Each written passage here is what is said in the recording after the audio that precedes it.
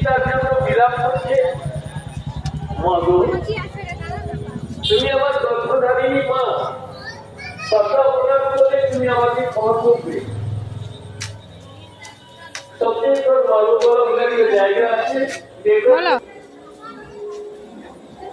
গ্রামটা তালুকদার পাশে বনমালীপুর, মনে আছে আমার।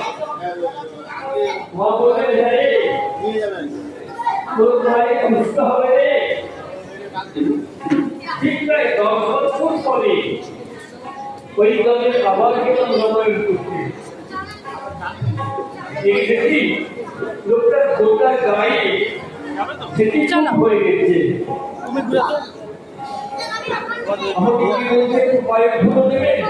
এসেছিলেন আমার মা আমাকে অভিশাপ দিয়েছিলেন, তুমি মাকে লাথি মেরেছিলে না।